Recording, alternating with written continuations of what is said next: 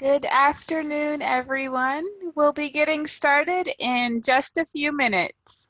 Welcome.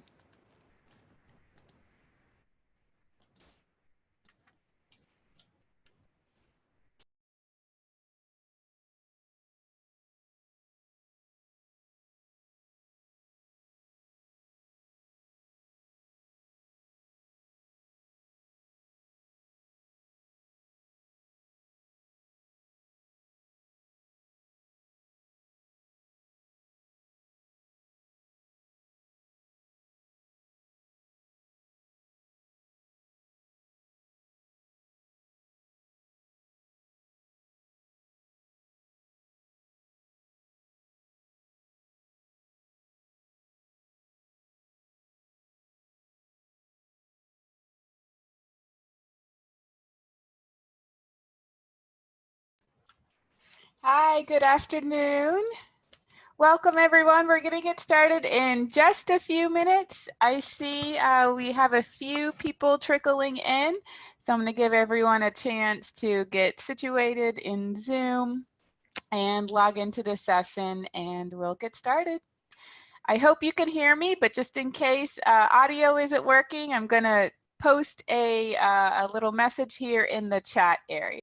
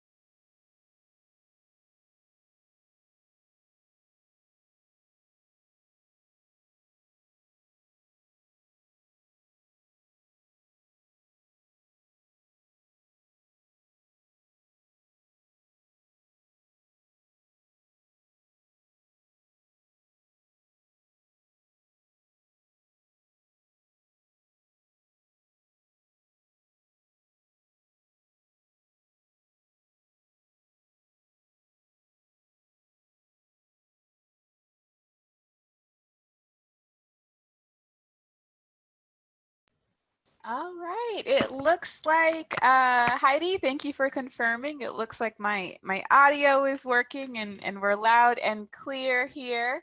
So it looks like we've had a few more people join in the last minute or so. So I'm gonna go ahead and get started. So good afternoon, everyone. Welcome to workshop number 4, which is focusing on building your course. I'm Hala Esmail. I'm the Assistant Director of Faculty Professional Development at LSU Online, and I'm joined by my esteemed colleague today, Karina. I'll let you go ahead and introduce yourself, and I will mention that it might say my name under Karina's video there, but alas, she is not Hala. So Karina, I'll let you. Nor could I ever be Hala. Oh no, I don't know if the world needs more of me. Hi everyone. As Hala said, we do work together here at the, LSU Online in the Design and Development Department, and I am an e-learning author. And I'm going to be helping out today with facilitating this workshop. Hala is going to be doing all the hard work. I get to do the easy work by answering your questions. So as Hala was saying earlier in the chat, please make sure you post any questions that you might have. One of the things that we have found out through trial and error when you're posting is making sure that you select everyone. We found out in the past, sometimes you just type in your message, it just goes to the panelists. So make sure that you select panelists and everyone so that everyone can see your questions. And I'm going to give it right back to Hala. Thank you, Karina, and thank You're you for that welcome. reminder. Yes. Those of you who are joining, if this is your first workshop as part of our Preparing for the Fall series, you might notice Zoom looks a little bit different than what you might be used to.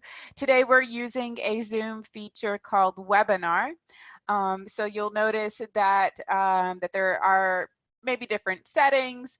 You don't have the ability, unfortunately, to easily share your webcam and your audio.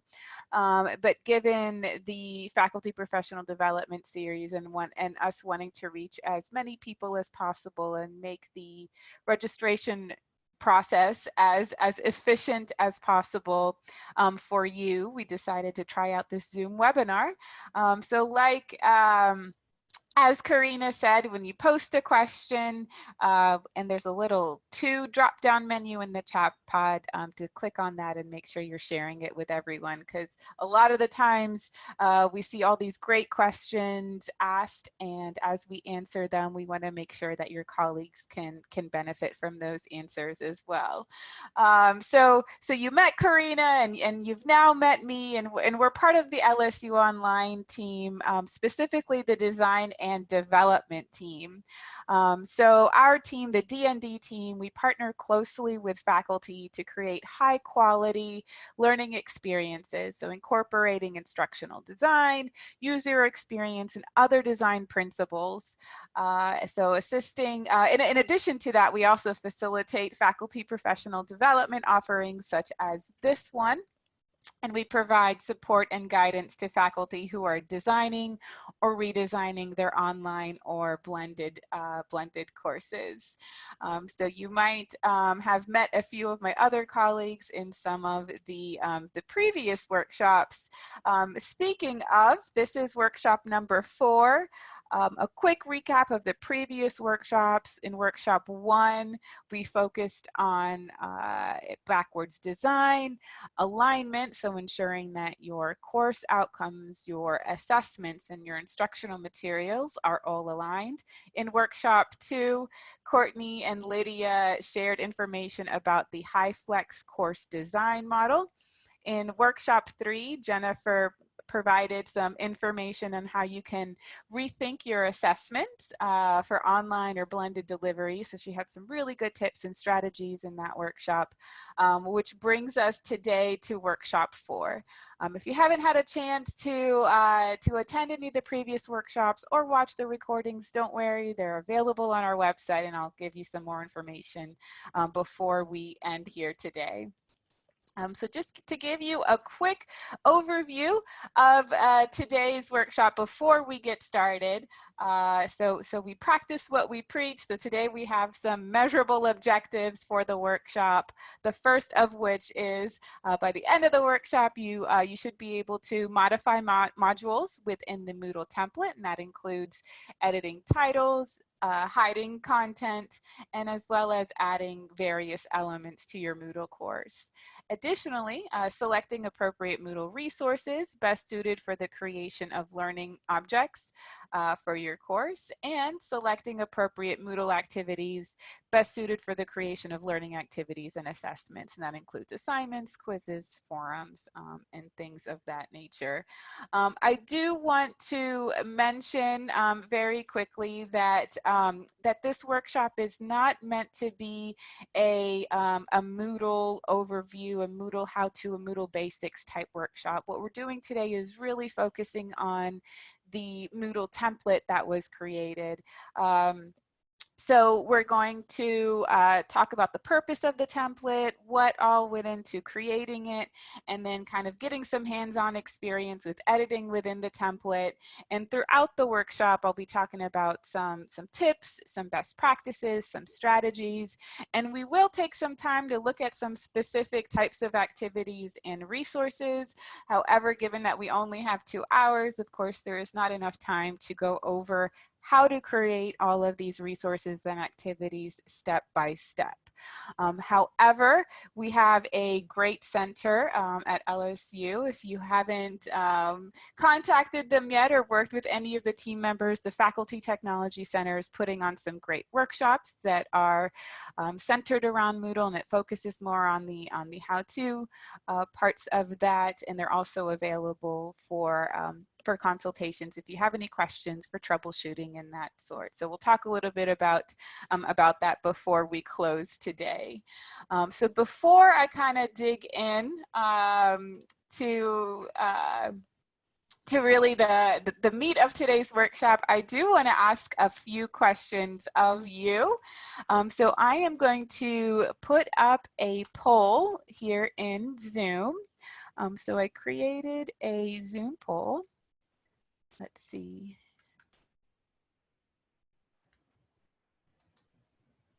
Okay.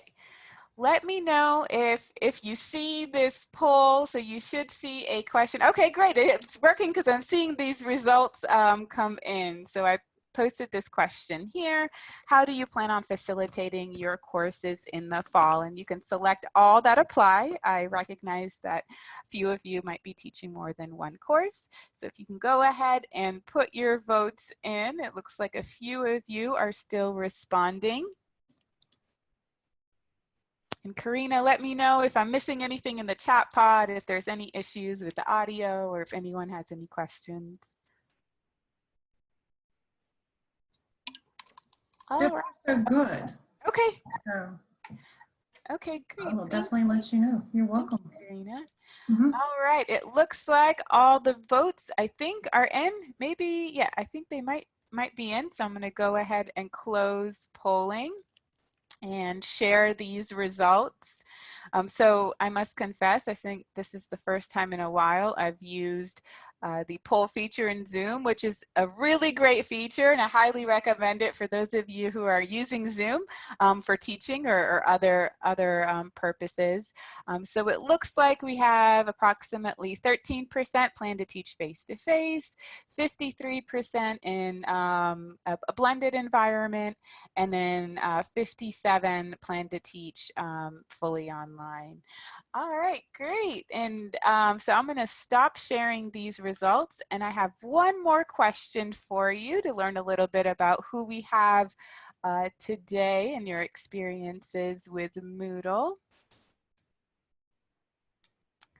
All right, so how familiar are you with Moodle? So you can kind of think about it like how much of Moodle have you used in the past?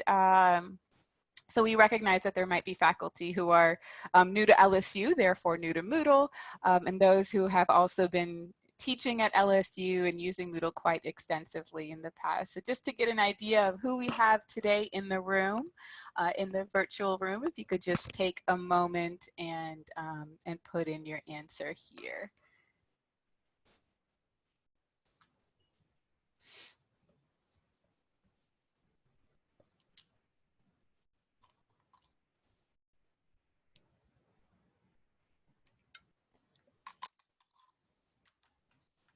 All right, it looks like we have most of the results in, so I'm going to share these as well. So 52% are very comfortable, 45 are somewhat, and then we have 3% not familiar at all. Wonderful, so we have a great mix here today. I'm going to go ahead and stop sharing the results here. That was helpful. Thank you all for participating in that Zoom poll. So I'm going to stop sharing my screen here and instead share a different one. So as I go through some of the various steps in Moodle, again, please do not hesitate to post in the chat pod if I go too fast or if I missed a step. Let us know. Karina's watching that too. So as I'm working on sharing my screen, On Monday, I sent an email to everyone who was registered. If you registered more recently than that, you may not have received it, but there is a link where you can request the Moodle Master course, the template course.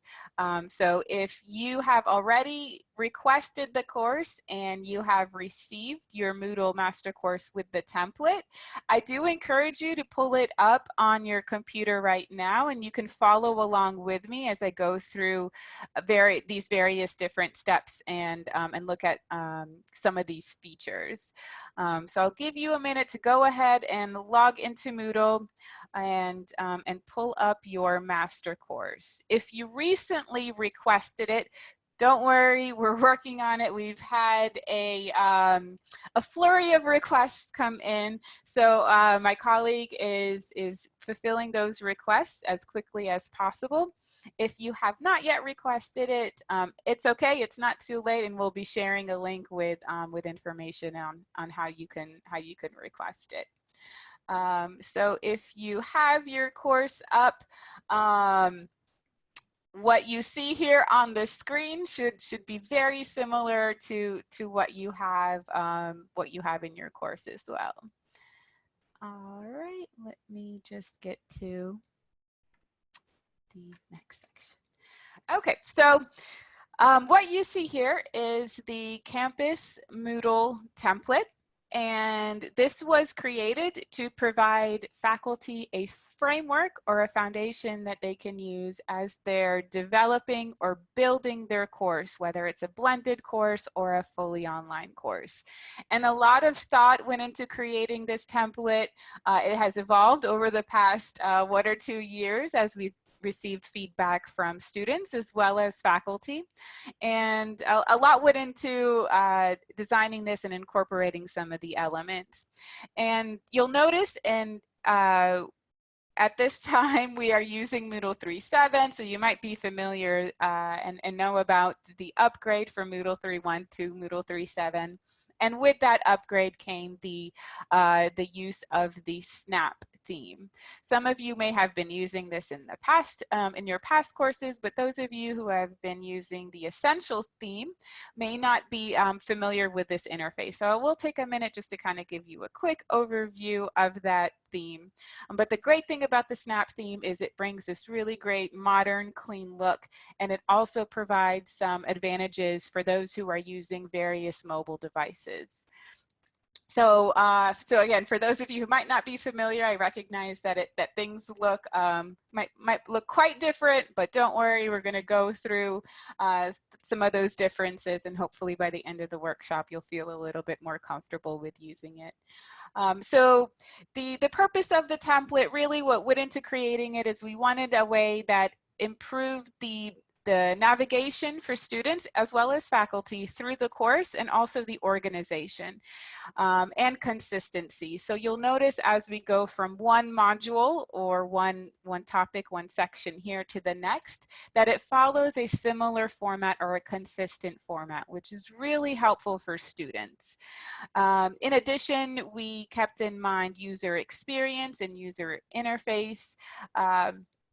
Design principles in mind. That way students can easily find the information that they're looking for, and they're not having to kind of click back and forth to find various elements as they proceed through your course.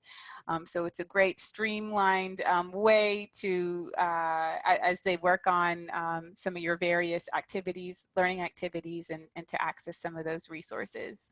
Also, what went into this, and this will be a little bit more obvious once we get some in-depth look at some of the components, is we took in mind best practices in online pedagogy.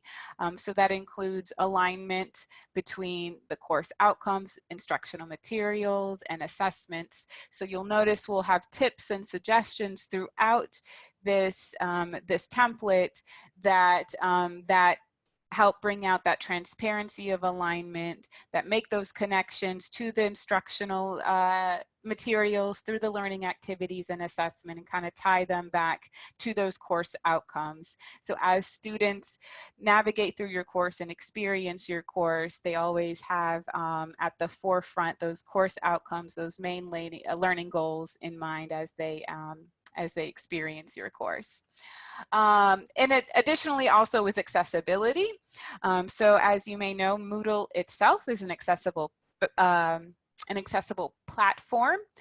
In addition to that, the template components that we have in here is also accessible. I do want to make a little bit of an asterisk there. You'll notice this red bracketed text throughout the template, which is probably not the most accessible thing, but these are notes for you, for the instructor, and we've included brackets to make that stand out a little bit more and to be more accessible.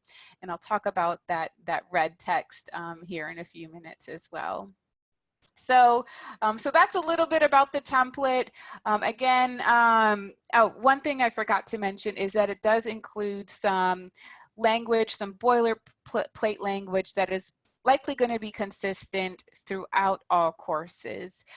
So things that that you can pretty much just kind of leave as is, or maybe customize a little bit for your course to help hopefully save you some time.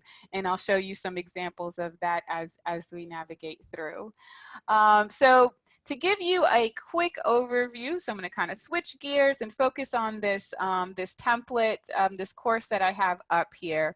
For those of you who aren't super familiar with Snap, you'll notice that there is this table of contents menu here on the left, and each one of these links is a link to a module. So you might have heard this word module in previous workshops, and all that is the different sections or topics that you have organized in your course. So as you click on any of these modules, it's a direct link, and it'll bring up that specific module and the contents.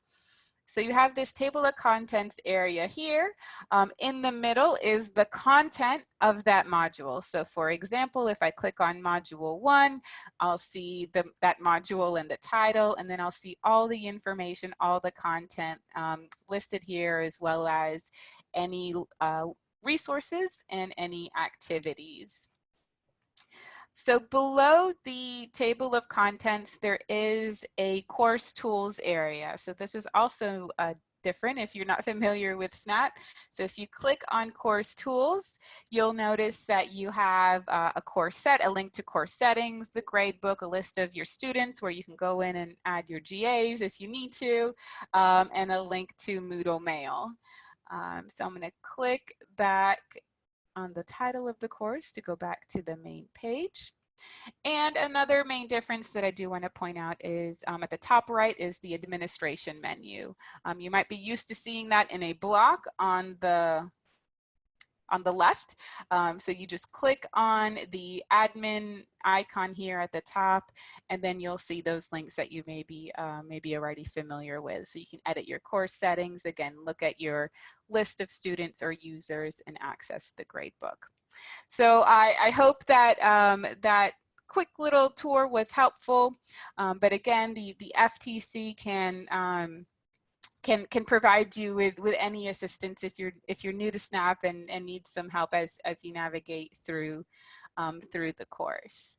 All right, so I'm going to dig a little bit deeper, and we're going to start here looking at a few of these modules and get some hands-on time. Before I get started, are there any questions, Karina, that need to be addressed at this time? No, not necessarily. However, you might just want to remind people that you are using the 3.7 version. Ah, yes. And if you need a link, let me know, and I'll put it out there. Yeah, so the like Karina said, ITS has, sorry, not ITS, we have upgraded Moodle from Moodle 3.1 to Moodle 3.7, and so that that upgrade was in effect this past Monday, Monday of this week. So you might have received communication of the new URL, the new link to the new instance, the new upgraded version of Moodle. And I see that Karina has shared that in the chat pod there. So thank you, Karina, for that reminder.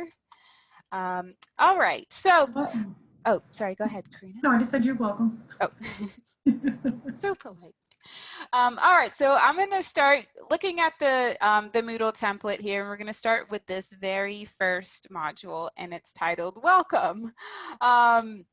So we recognize that there are students who may be completely new to LSU, or this might be their first course that they're taking in a blended format or a fully online format. So we created this module with that in mind. So they're logging into Moodle for the first time, they click on your course, and this is going to be the first module that they see. So you can kind of think about your Moodle course as the student's window or avenue to the classroom. So it's how they are interacting with you, with their peers, and with the content. So it's extremely important to think about how you organize your course, what you put into your course, and how you communicate and how often you communicate with your students, and providing them those abilities to be able to communicate with you as the instructor as well and interact with you. So here at the top, there's this welcome note, and you'll notice, as I mentioned, that there's going to be red text throughout the template, which is an indicator to you as the instructor that it's either something that you need to go in and customize for your course or delete. So for example, here it's a note to add a welcome and then add your course, course title and number there, to add a course introduction, whether it is a video that you've created and you can embed that video, or if it's a text, so if it's a couple of sentences or a short paragraph. And then as I scroll down, it's a place where you could add a picture of yourself. You could add a short description, a short bio, and then an area here for instructions. So I'm gonna get into a little bit of the hands-on component here. So again, if you have your master course up and ready to go, feel free to follow along. This workshop is being recorded. Actually, let me take a look just to, yeah, perfect. It is. It's being recorded, and we will be sharing a link to the recording after the workshop. So if you miss a step, so don't feel like you have to write everything down. It will be made available to you. So to edit the module title, or anything here that's in the top of the module or the section, so Moodle refers to that as a section, so the top part of the module, the first thing that you'll need to do is click on the edit section icon. And whenever you click on that, you'll notice you're now able to change the title of that module and the contents. We do recommend sticking to the naming conventions that we've used for the title. So keeping that first one as welcome, the second one as getting started. So students, again, have that consistent experience not only within your course, but also in your colleagues' courses or in courses in the other courses in the program as well. So now when you're in this view, you're able to edit the content there. So go ahead and you can enter your course number. So you can say, welcome to ELRC. So you can type that in here. So now that I typed in my, my course title, I'm just going to go ahead and delete this placeholder language because I no longer need that. And then down here, you have the option to add either a video with a short video that provides an introduction to the course, or you can type in a quick course introduction here. And I won't take too much time to do that, but I do want to point out, you noticed as I stopped typing, it's in this red bold text, which I do not want. So there's a quick trick to kind of clear the formatting and get it back to the default view. And I highly recommend keeping this in mind because this is something that will save you, hopefully save you a lot of time as you work on your courses. So what I'm going to do is I'm going to select all this text, all this red text. And here in the editing toolbar, you notice this little icon, this first icon in the toolbar. So I'm going to click on it, and you notice as I click on and off, it collapses or expands the options. So I have my text selected here, and what I'm going to do is click on the clear formatting icon. So it's down here in the second row. And so when I click on it, what it does is it strips all the formatting out of that text and it reverts it to the default Moodle text. So I'm going to go ahead and click on that. And there we go. So now I don't have to worry about changing the color or unbolding it or finding exactly the font style that I want to use. You can just select it, click on clear formatting, and then go about your day.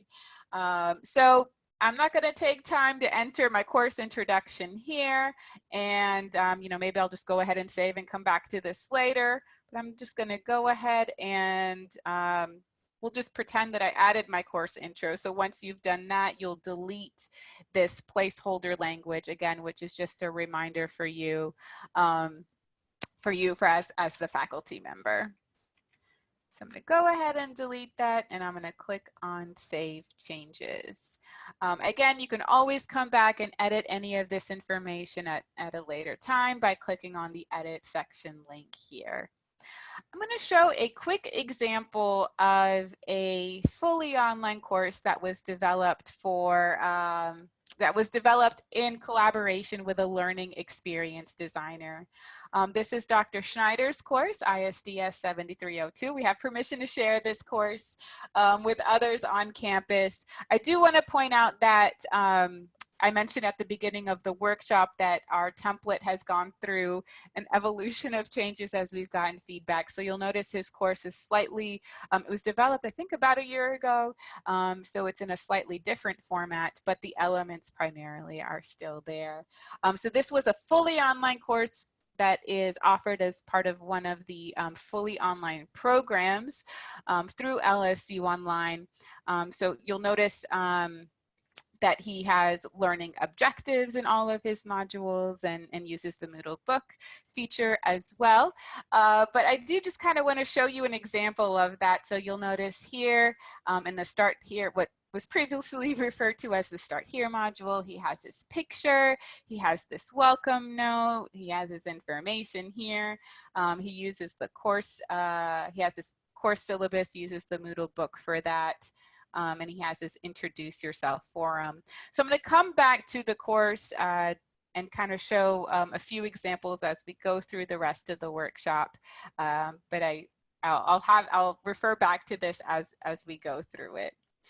So just like in Dr. Schneider's course, it is always nice for a student to come into a course and be graded by the instructor, right? I think in a fully online course, you don't have that pleasure of walking into the classroom, maybe shaking your instructor's hand or seeing them in person and seeing their face and hearing their voice. So it's important to keep that in mind and thinking about ways that, that you can bring in that presence or that instructor presence into your class.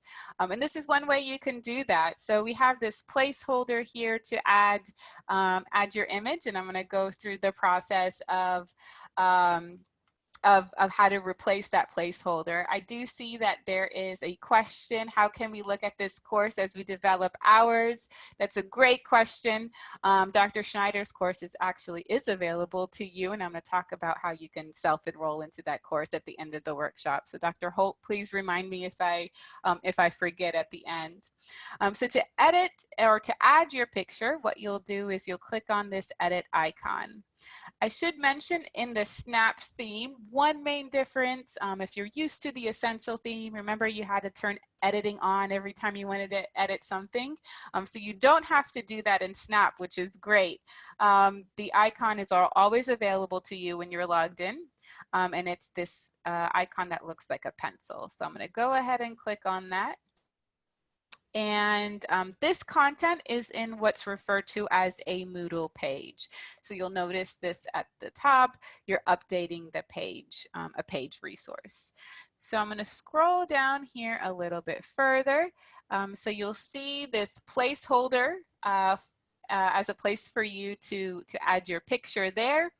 And also a note to add your bio, whether that is again, text, or some faculty have created some introduction videos.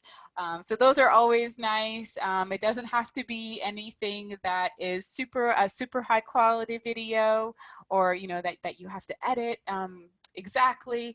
But it's always nice when a student can kind of go in and hear and see their instructor, and it kind of brings in that human element, that really personal element in the course.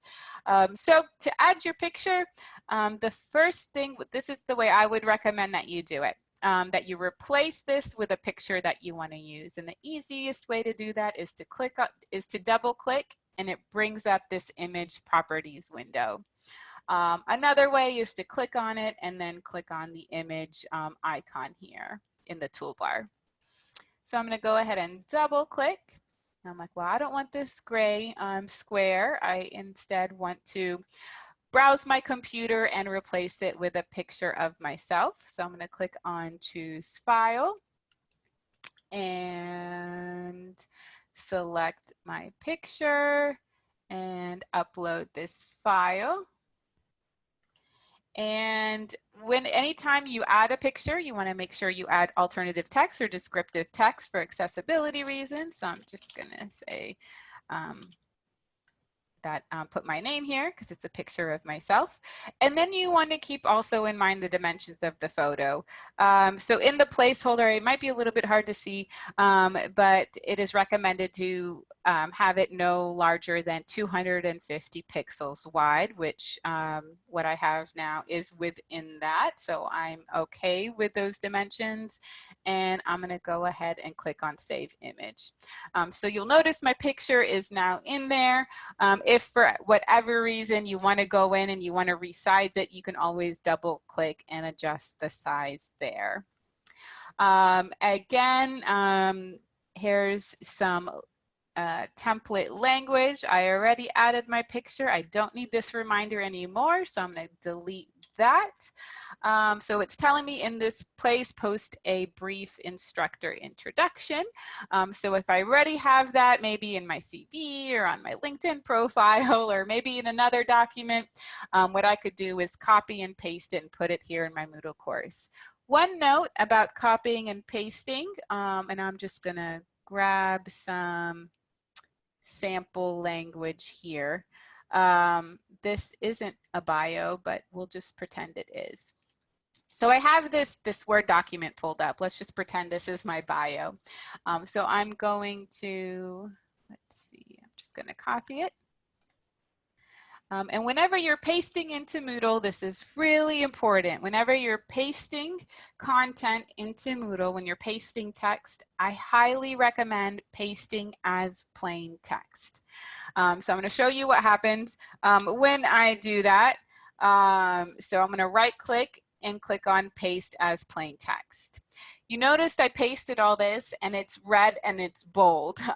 It's because it picked up the text formatting that was connected to that placeholder text. But remember your friend, the clear formatting icon. So what you can do is you can highlight all that and you can click on clear formatting. So those two methods I highly recommend keeping in mind when you're adding content in Moodle, when you're working in Moodle.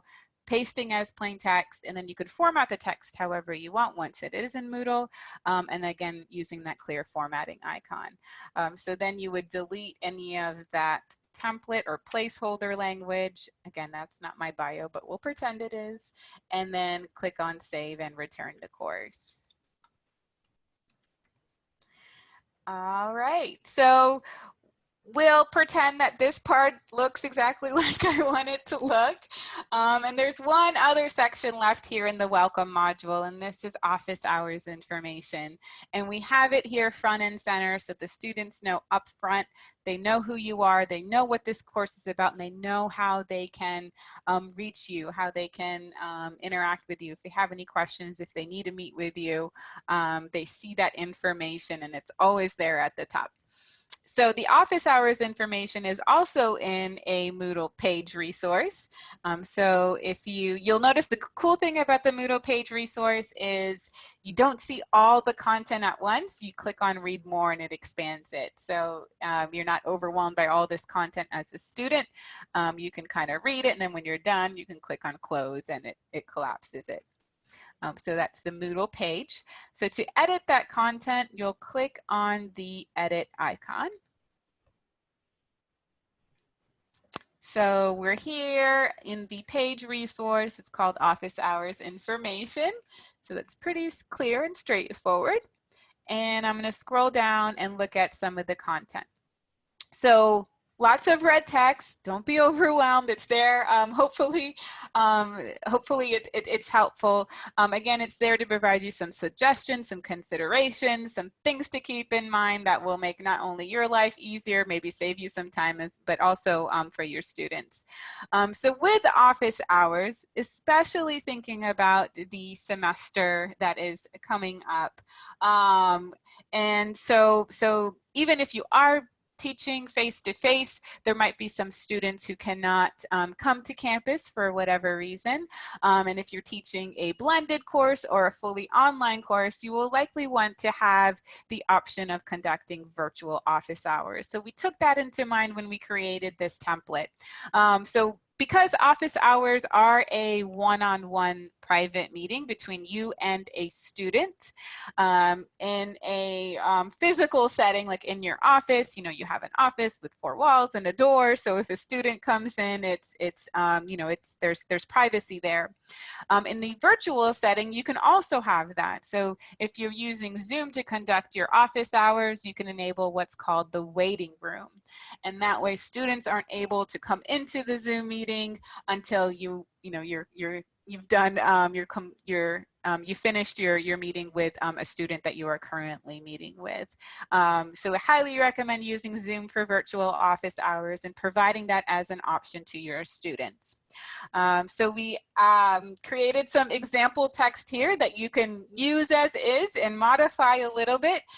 So for example, you can use all of this, this dark gray text and just enter your information within those bracketed text. So I'll be available for office hours each week, and 250, you'd put your office location here, and then you would list the days and times that you're available. We do recommend listing the time zone, especially if your course is fully online, or you might have some students who are maybe at home, or helping, to take care of a parent or a loved one and in a different time zone. So I do recommend including your time zone so it is clear to your students what time you are referring to. And then there's this note here if you would like to give your students the option of virtual office hours. So again, I recommend doing that, especially if you're teaching a blended or an online course, and if you have any students who aren't physically able to come to campus, or if you yourself are not able to come to campus maybe for a week or two. So there's this note here, if you're unable to come to my office, I'm also available to meet virtually. So we do recommend that you link your Zoom meeting room here. So you would enter the URL that you have for Zoom that you plan on using specifically for your office hours, pasting it in there so students know exactly where to find that, and then during your office hours they click on that link and can meet with you. Also, one thing that you might want to consider is having a note that that you are also available to set up an individual appointment, and they can contact you by email. So you might have these days and times already pre-scheduled, but there might be a student who is unable to meet at those times. So to provide them with an opportunity to schedule an appointment at a time that is convenient for you, as well as them, is always a helpful thing here. So with that said, what you would do is, once you've read this text and you're like, okay, this makes sense, got it, and you're ready to kind of delete it, you can do that, or you can wait until you finish adding all the info as ready. Once you're ready, so you can delete all this red text. I'm going to leave this note here because that's going to be a reminder for me to come back here and add my Zoom meeting link when I get the chance. I'm going to delete this placeholder language. And the last thing I like to do before I save changes is to provide a link to my email address. So I'm going to delete this fake email here, and I'm going to type in my real email address, and I want to create a link to that. This can also be helpful. So a quick little tip to create a link to an email address, what you do is you type in that email, and then let me zoom in a little bit, and then you select your email address to highlight it, and then you go up here to your toolbar and you click on link, and then you type all one word, mail to : and then your email address again. So mail to, lowercase, no spaces, all one word, and then your email address. And then you're going to click on create link. And save and return to course. So now, so you'll notice it looks a little less overwhelming now that I deleted all that red text. Your students will see your office hours information, and then they can click on that link if they need to email you directly for an individual appointment. And if they click on that, you can't see it here, but it opened in a new window, allowing me to compose an email. Oh, it opened. 1 second. I need to delete that. Okay. So that is the welcome module. Before I move on to the getting started module, Karina, let me know if there's any questions that came through that need to be answered at this time. Yes. So one of the questions, and Radhika and I have been kind of answering it back and forth here, but maybe others might have it as well, is there a way to get a notification from Zoom that somebody is in your waiting room without you having to be in that actual waiting room? So you, as the host of the Zoom meeting, no. Correct. I would have to test that. I can't answer that confidently. I mean, right now. And that's what I told the person. I mean, I do know that when somebody has come into live support, let's say, we are not in that room at that point in time, I do get an email. Right. Right. I don't know if that was a setting situation or what. So that's why I wanted to ask. Yeah. First. So Karina, that example is a little bit different than the waiting room. Okay. I can, Karina, if you don't mind, can you write that down? And what I can do is sure. we'll test it, and then when I send my follow-up email, there might be a slight delay to that. So, but okay. That's a great question. We'll look into it, and in a follow-up email to everybody in the meeting today, I'll include that. Let's see here. Somebody is stating that the master course goes directly to the welcome section part to the ask your instructor. The picture in the bio part comes in the start here section. Am I using a different master template? Sounds like she is in 3.1 instead of 3.7, right? Well, it's I think so. As I mentioned, we've made some revisions to the template, and so it sounds like you have a a previous version of the template, which is fine. You don't need a new one. If you haven't done any work and you would like to get the freshest version of the template, you're welcome to request it. But it sounds like you are working in a template just similar to Dr. Schneider's course, where the first module is titled Announcements and Ask Your Instructor. The second one is titled Start Here. Again, a lot of the components are similar. We did a little bit of rearranging for keeping that user experience in mind, but you don't have to, again, request a new, fresh template. So right, it doesn't necessarily have anything to do with 3.1 versus 3.7. It's Okay. just that we made very recent changes to the template and the organization. Okay. But you're fine, and it's not a problem. So I hope that eased any maybe concerns you might Okay. have had.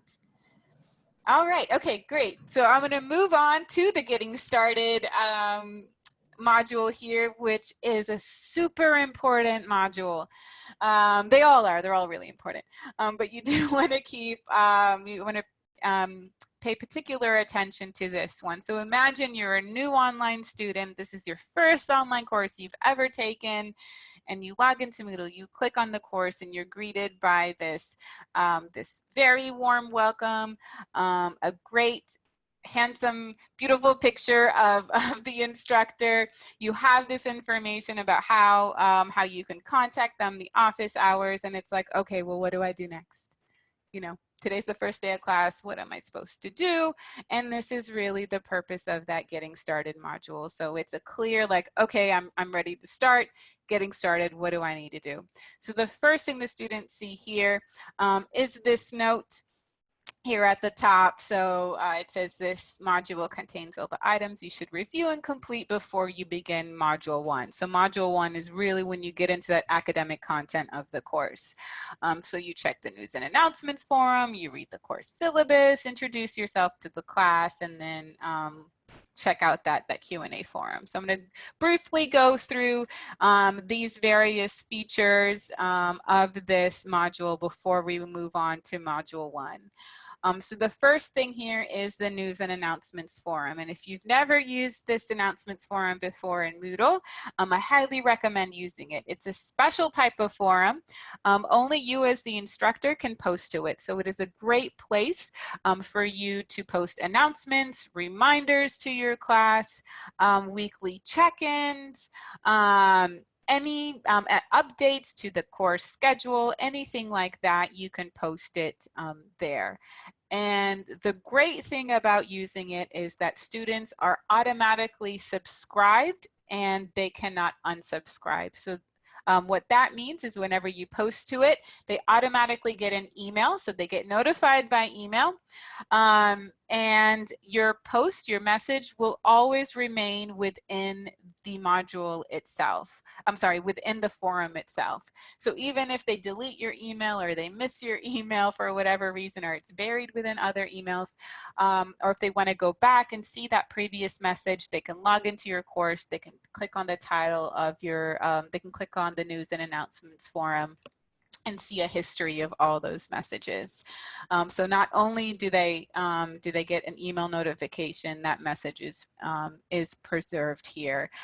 So it is a great place, and let your students know up front. That's how you plan on making these announcements, the general announcements. So to check it frequently, you can include that in your syllabus, and it is a great way to regularly communicate and interact with your students. And I'm going to pause right here just for a moment to talk a little bit about something called RSI, or regular and substantive interaction. You may have heard about this in the past, but I do want to talk a little bit about it here. So as I kind of mentioned earlier, you know, being present in your course, being engaged with your students is really important in an online course, in a blended course, and maybe in general now more so than ever. So this new normal, especially with the COVID situation, may be stressful for students. So the more they hear from you, the more reassured they will be, and the more motivated they'll be. So teaching an online course, specifically if it's an online course, it requires instructors to engage in something that is called regular and substantive interactions, or RSI. So this means that instructors should maintain frequent interaction and engagement with students around the academic content of the course. So engaging in RSI is one thing, one aspect of what delineates a online course, so a fully online course, versus a correspondence course.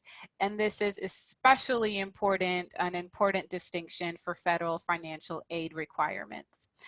So it is important that your online course includes RSI. It is important that it includes student to instructor interaction, because students, correspondence courses, students cannot use federal financial aid for those. Fully online courses, they can, and you have to have RSI for to distinguish between that.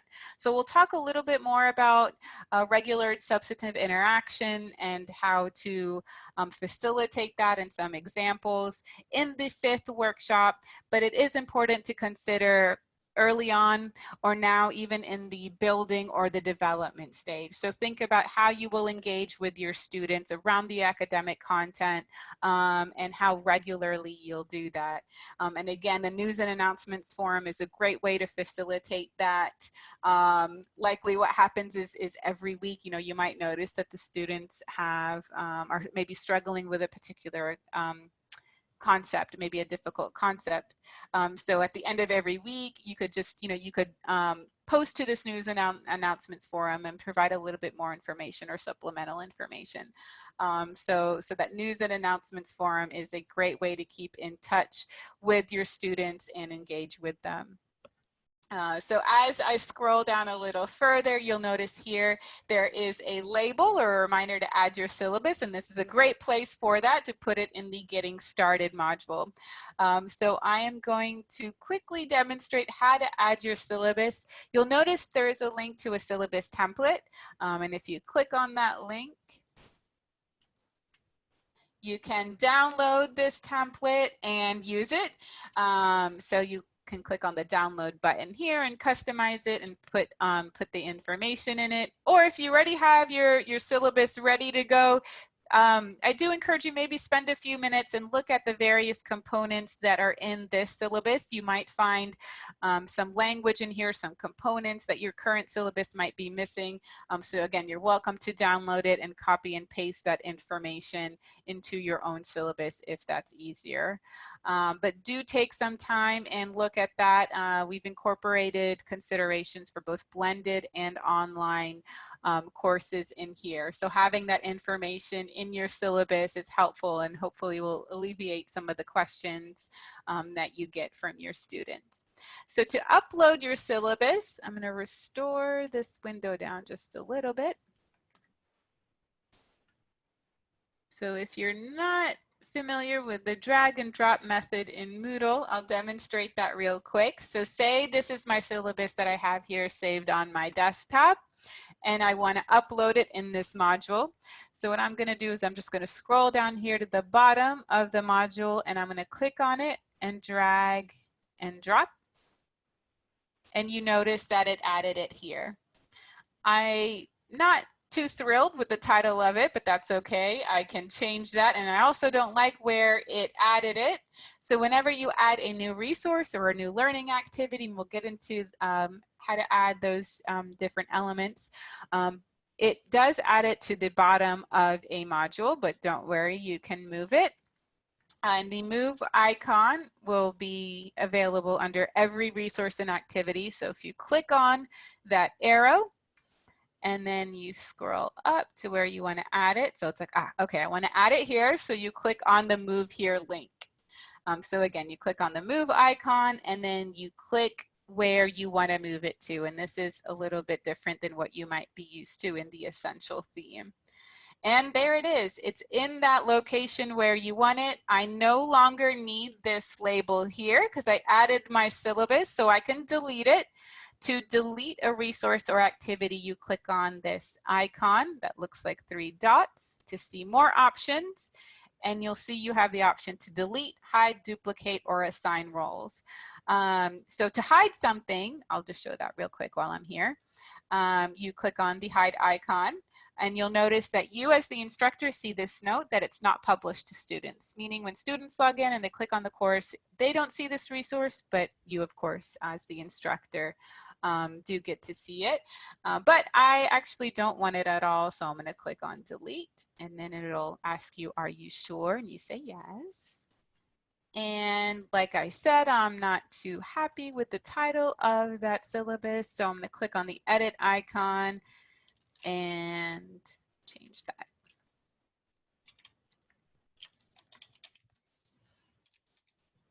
And then once I'm done, click on save and return to course here. All right, so that's news and announcements. I have my syllabus here, and then I have something, a discussion forum here.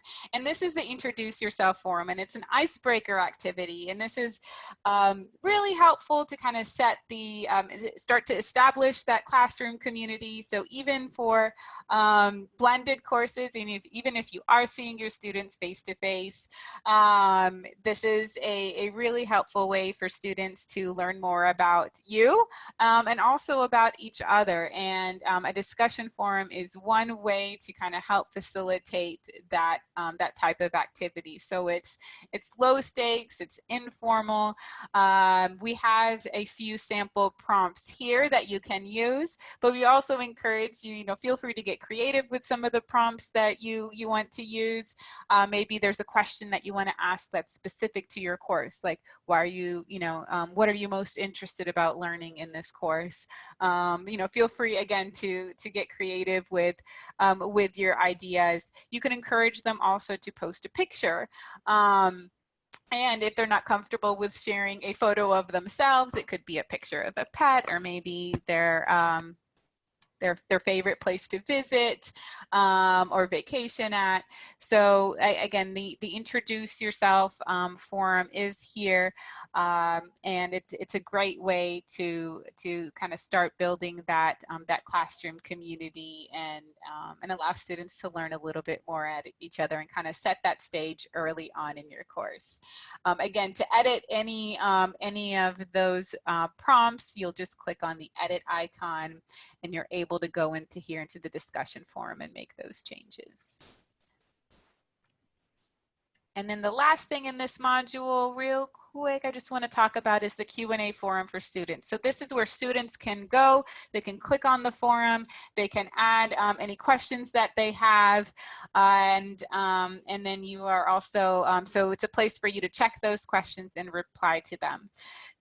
So these are questions that might be about the course in general or about a topic. So if it is a question that is personal in nature or a concern that they have, of course, it would be more appropriate for them to email you or contact you directly and privately. But this is a great place for you to kind of help manage those questions that you are getting from students. So oftentimes, or you may have experienced times where students are asking you the same questions and you're getting all these in emails and you're having to answer them over and over again. So the great thing about the Q&A forum is that it saves you time and it gives students a place to go to if they have questions. So if I am a student in your class, I know I click on Q&A, I look and I see, okay, did any of my peers ask this question? If not, I'll click on add a new discussion topic. And I can, post that here and then post to the forum.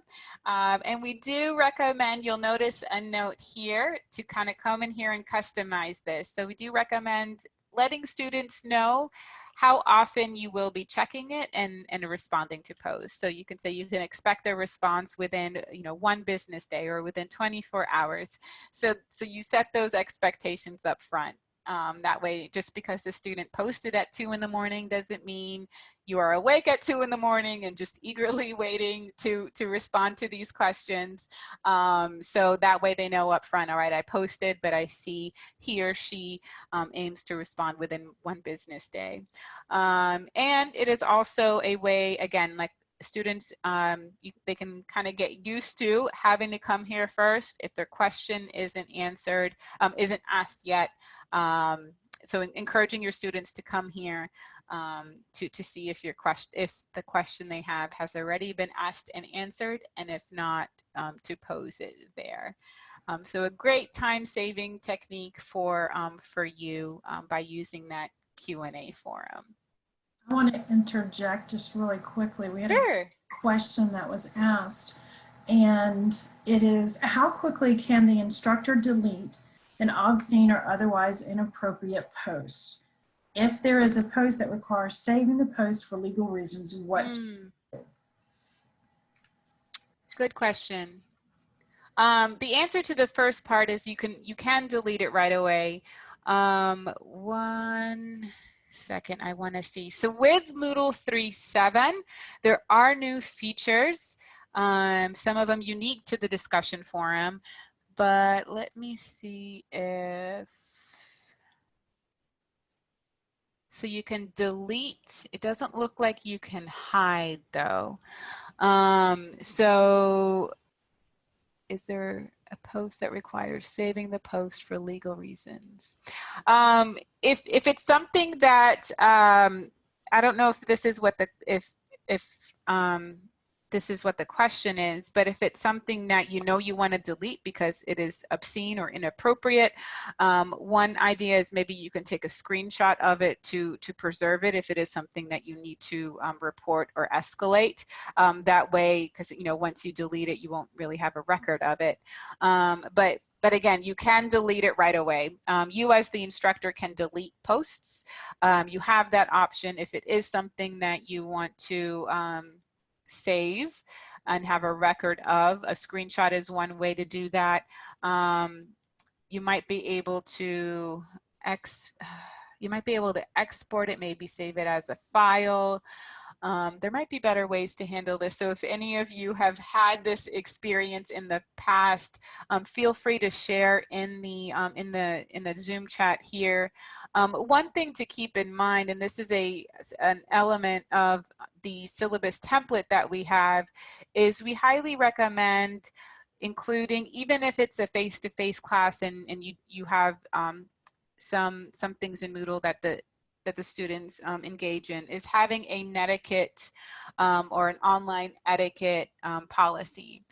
There is a great example in the syllabus template if you want to take a look at that and include that. So hopefully that'll help minimize, again, you can't prevent these things from happening, but at least you set those expectations up front. Like, this will not be tolerated. This is what what I have, the expectations that I set for myself as the instructor, but also for you as peers, as colleagues in this classroom. Hopefully that'll be one way that can prevent those from happening.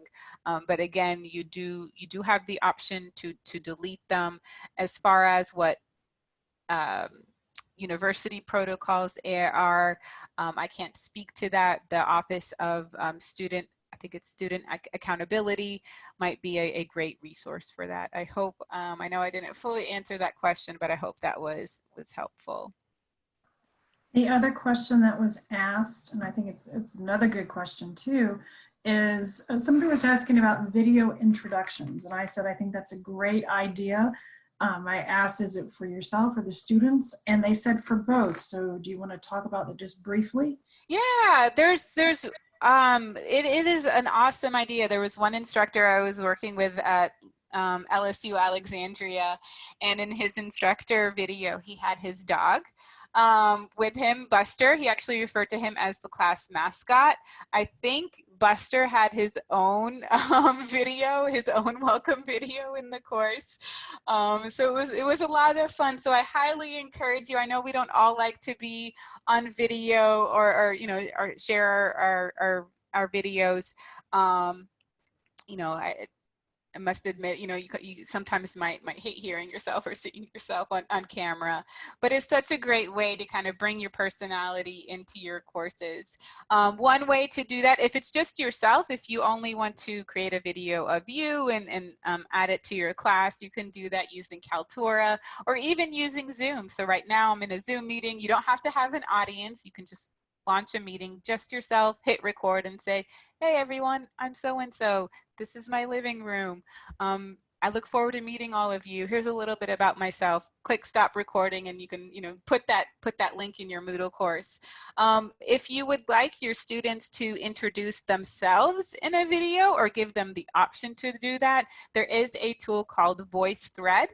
I believe it's not quite ready yet in Moodle 3.7. I know they're working behind the scenes to integrate some of those plugins, but VoiceThread is a great tool that there's a little bit of a learning curve, so we do recommend posting instructions for students if you plan on using it. But it's a really fun way for students to click on that VoiceThread activity, record a short little video of themselves, and sharing it with, that way they can share it with their peers. If they don't feel comfortable for whatever reason showing their face on camera, in VoiceThread there also is an option to record an audio clip. So it doesn't have to be video, it can be audio. Right, so I see Professor Mitchell, you mentioned it. So in VoiceThread, it does allow them to see each other's posts. Ah, I see. So it depends. If they're making these videos on their phones, you can set up a discussion forum, just like the introduce yourself forum. And what they can do is create. They can add their. Kind of have to get into a little bit of the details, but they could add their video to maybe, I think, Kaltura and link to that Kaltura video there. I don't have too much experience with that, and I'd hate to take time today to go into that, but there are options. The discussion forum is a way to do that. So it's not just a place where they just type text and share it with each other. So the discussion forum, yeah, okay. The discussion forum is a great way to facilitate as well, So I do recommend, you know, contacting the FTC. They'll have some great solutions for you to be able to facilitate that. Also the design and development team. We're also available through live faculty support as well throughout the week, and I'll talk a little bit about that before we end today. Great questions. Keep them coming. Karina, thank you for sharing those as we go No through problem. here. I love this one that just came in. I know we need to get back on track, but somebody was stating that she did a 2-minute video. How are you? We're back online. Da, da, da, da. She got positive feedback from the student. She said it bordered on silly, but the students needed a bit of silly at the end of March. So, so yes. Yes, don't afraid to get a little silly, bring in that lightheartedness. I hear comments from faculty just like that all the time. These little gestures, whether it's a warm email just to, you know, let students know, you know, hang in there, we're going to get through this together. They go a long way. It could take just a minute or two or 5 or 10 minutes for you to create these videos or write these messages to your classes. But do know that they make a difference. Students knowing that instructors care and are there is really important, whether it's, you know, COVID times or not. So thank you for sharing that. And if any of you in today's workshop have any ideas or any other comments to share with your peers, please feel free to share those in the chat pod. All right, so I have about, looks like 45 minutes left. So I'm gonna kind of continue through here looking at the Moodle course. There is one thing I do wanna mention here. There's this module called For Instructors, How to Use This Template. You'll notice that it is hidden. It says not published to students, and there's this big red scary dot here. That's just an indicator that it is hidden from students. So if I click on it, you'll see here that there's some instructions for you as the instructor. I do want to, however, mention that so it's sort of just like tips, like how to add text, how to add videos, adding PDFs in Moodle, that sort of thing. That these instructions were created in Moodle 3.7. So you might notice the screenshots look quite that I mean, they were created in Moodle 3.1, so you might notice that the screenshots look a little bit different than what you are seeing in 3.7. We are working to update them. However, we felt that it might be helpful to have this information because it will likely still be relevant to you, even if the shots aren't exactly what you're seeing in Moodle. So I'm going to move ahead to Module 1. And this is where we're going to get into the content of the course here. You'll notice at the top of each module, there's these edit icons. This one lets you move, so you can rearrange the order of the modules. The eye icon lets you hide it. And then if you click on it again, it lets you make it available. You can delete a module or a topic. And then you can highlight. And what happens when you highlight it, you'll notice it turns green and it says current. So it lets the student know when they log into Moodle, okay, this is the topic or this is the module that we're currently on. So that's a great handy little feature here. So one question that we get a lot is, all right, so it's 7 modules, right? This template course is organized in 7 modules. Well, what if I'm teaching a 15-week class? And so and this might require thinking about the organization of your course a little bit differently. So each module does not equal a week. So you can think about a module or a section of your course as a topic or as a unit. So you might have 7, so what you might need to do is kind of think about the organization of your course, the topics that are covered, the units that are covered, and how you can organize that within 7 modules. For example, I'm going to go here to Dr. Schneider's course. So he has his course organized into 7 modules here. And each one of these is a topic. This course does happen to be an LSU online course, so it's offered during the LSU online term, which are shorter terms, 7, 8-ish weeks. But if he was to teach ISDS 7302 in the fall semester, 15 to 16 weeks, he can still use this course as it is organized. Of course, he'll likely need to still go in there and change the due dates, to update them based on the semester. But module 1 just might take maybe a week and a half or 2 weeks to go through. Same thing with module 2. So it's not necessarily that he needs to then take this course and create a brand new one and break all these modules apart so he has 15 modules.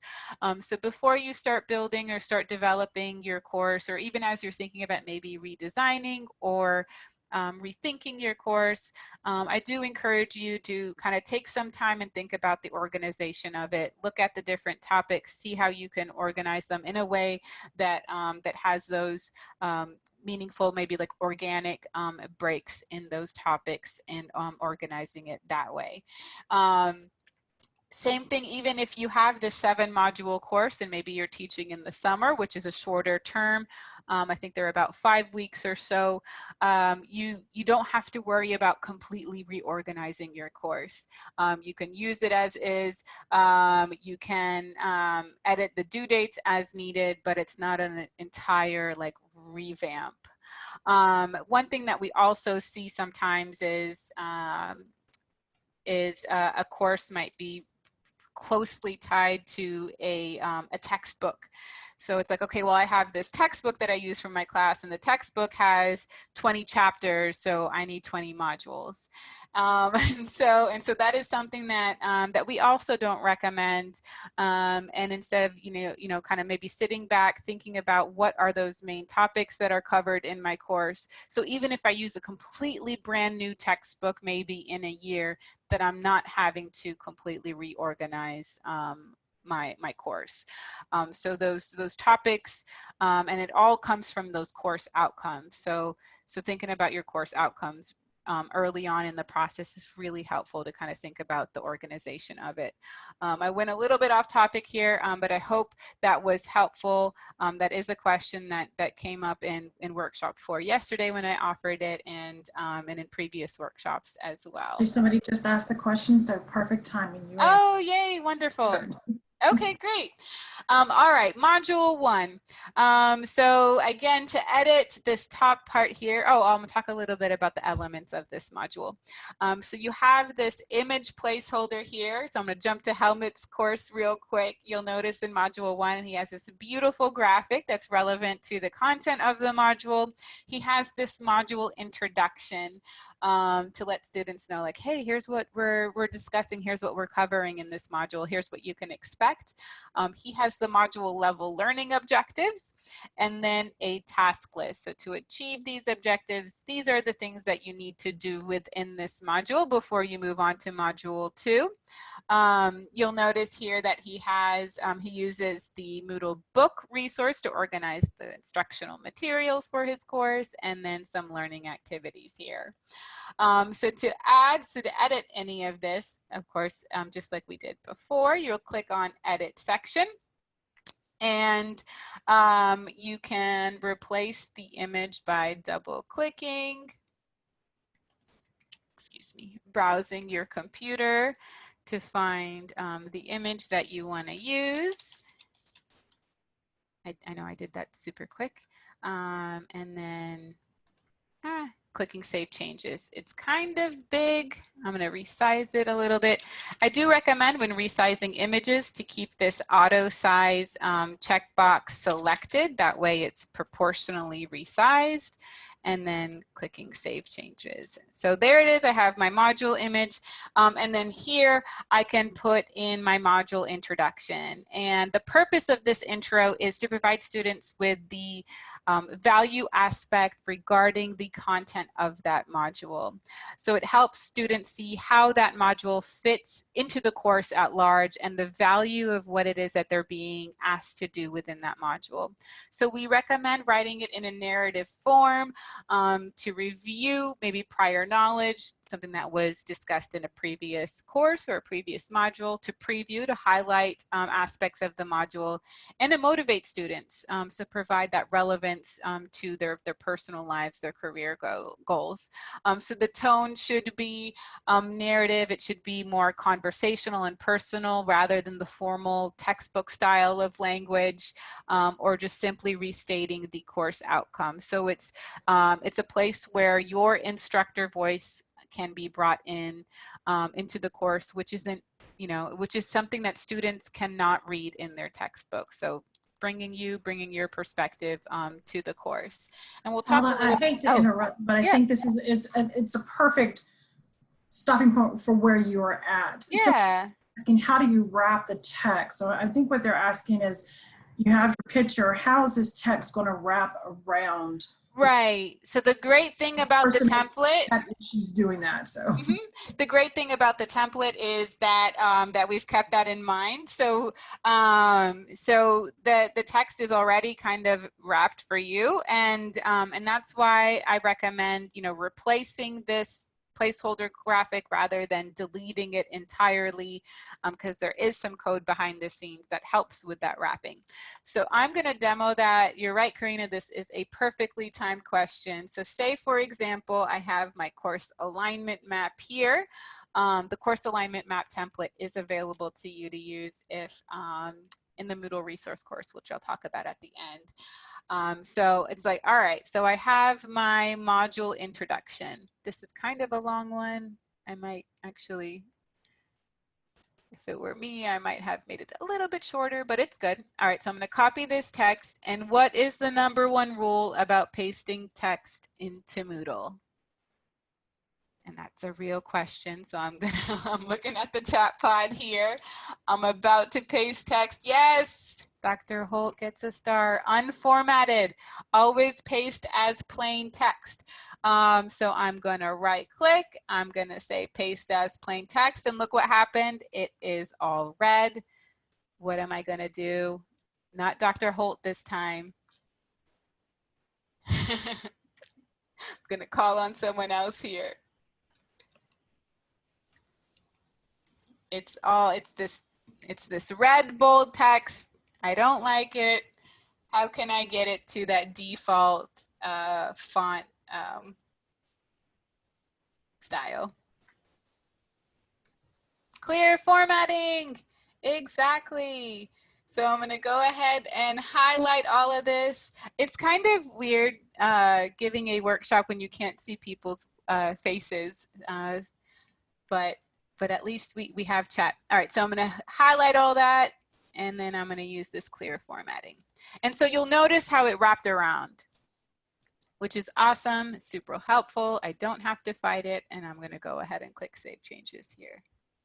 And with the pictures I see Karina shared, there's a lot of great resources out there that have free to use images. Some of them are in the Moodle course. So when you think about adding content to your course, not only do you want to think about accessibility, but also copyright. Like, can I use this random image that I found on the internet?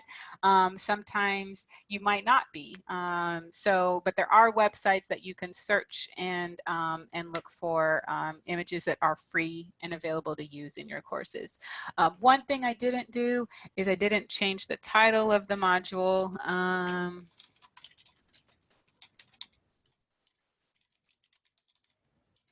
It started off being a course about research, and now it's a sociology course. So don't pay any mind to that. So I have my module intro ready to go here. The next step here is to add my course outcomes and my course checklist. So same thing, if you're using your course alignment map, you have your course outcomes here. You can copy and paste into Moodle. And because this is a numbered list, I'm going to paste as plain text, just like Dr. Holt reminded us. And I'm going to delete these numbers because I need them formatted in Moodle correctly. So I'm going to highlight all that and click on this ordered list icon. And I'm going to explain why I did that.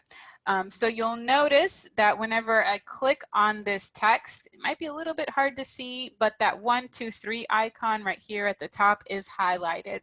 So anybody who needs to use a screen reading tool, so someone who might have a visual disability and relies on using a screen reader tool to navigate your course, once it gets to this section of your course, it will recognize that as an ordered, as a numbered list, as an ordered list.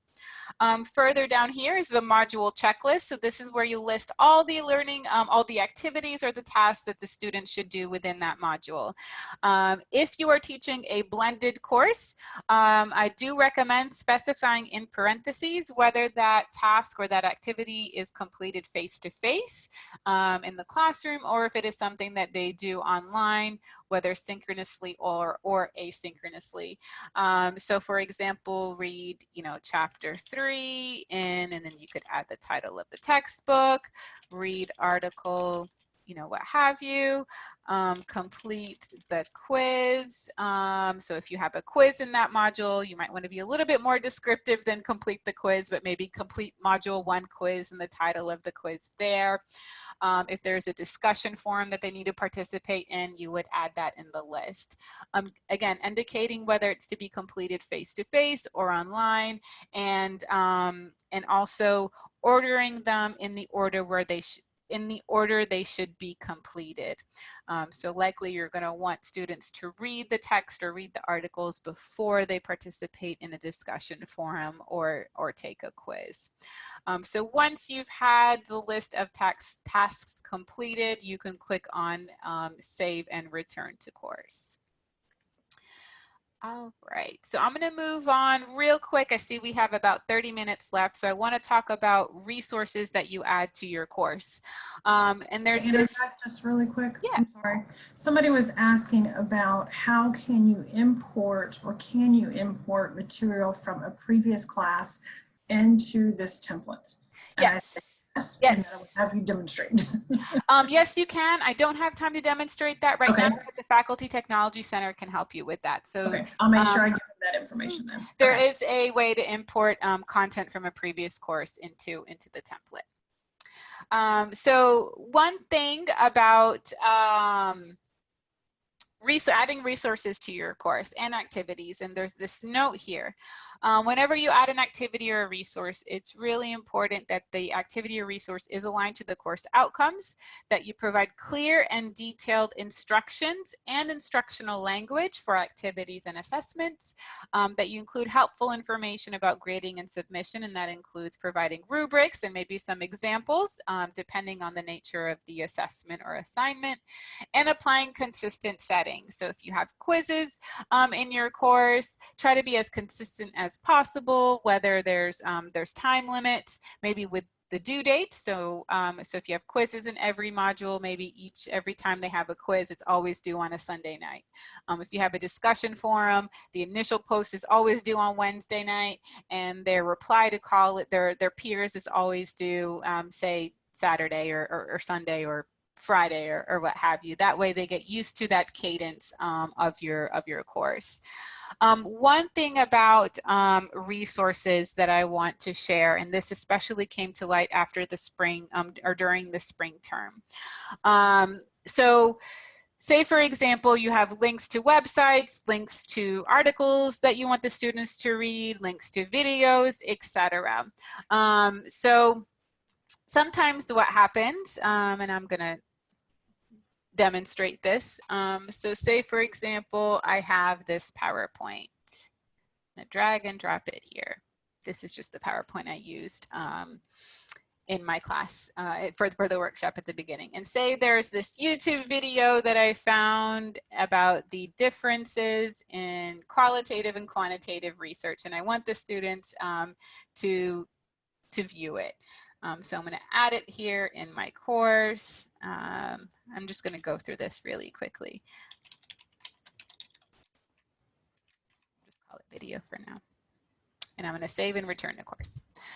So the student comes to the class, right? They get to this module and then they see, all right, there's a PowerPoint. I guess I'm supposed to click on it and look at it, and there's a link to the video, but there's no other information. Say, for example, it's a PowerPoint that has nothing in the speaker notes. It's just a series of slides with images, and on a few of the slides, it's just bullet points.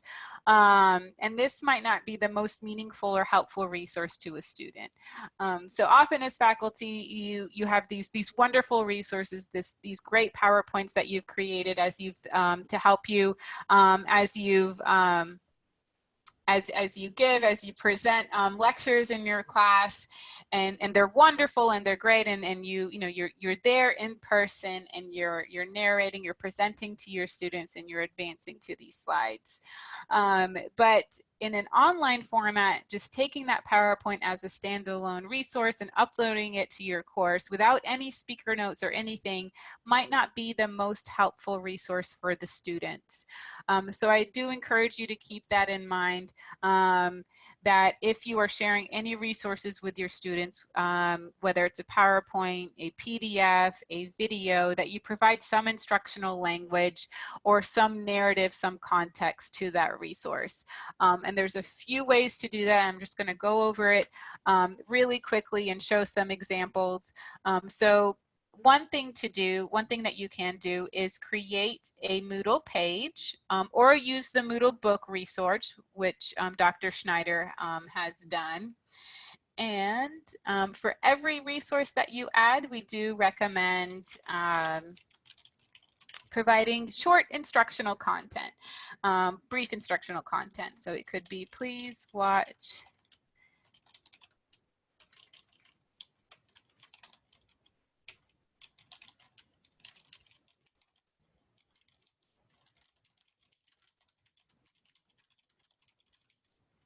ignore my spelling mistakes. So instead of just having a standalone link to a YouTube video or a website, that you share that resource, but you also describe what it is that the students should do with it.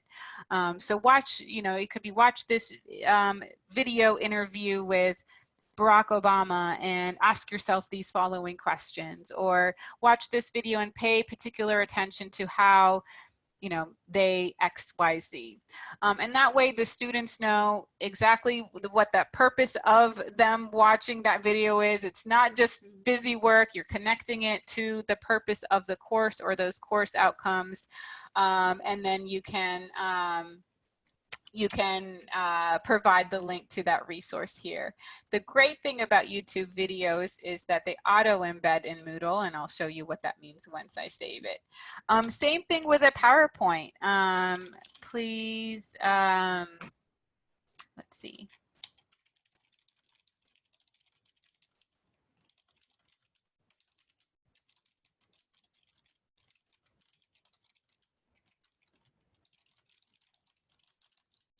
So if you have speaker notes in your PowerPoints, let your students know so they can look for that.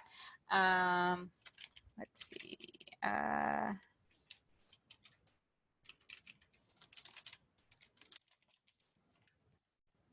And you can link to files just like you can websites. So to do that is you click on the link icon, you browse your computer, you upload the file. I have this PowerPoint file that I'll just use here as a demo. And you'll notice that it is a link. Another thing about PowerPoints is you might just want to narrate it and provide it as a video instead. And one example of that is in this ENVS course, Dr. Schneider, and he gave permission to share this.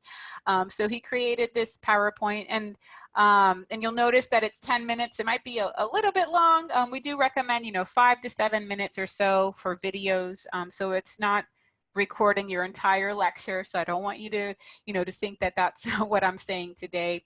We highly recommend that if you're adding videos to your course, videos that you are recording, to keep them between, 5 to 7 minutes or so. And I'll quickly just kind of show you this example here.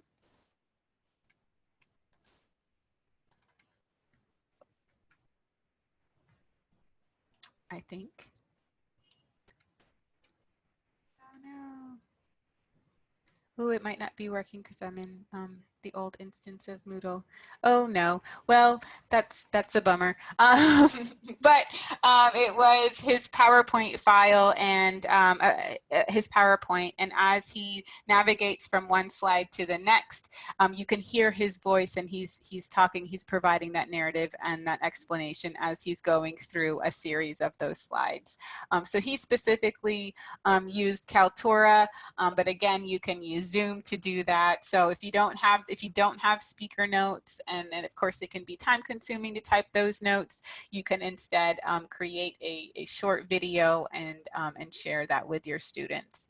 But regardless, when it comes to sharing resources with your students, it's really important that it's not just a dump of file resources, that you're providing that narrative, and you're situating, or you're providing that context for each of these.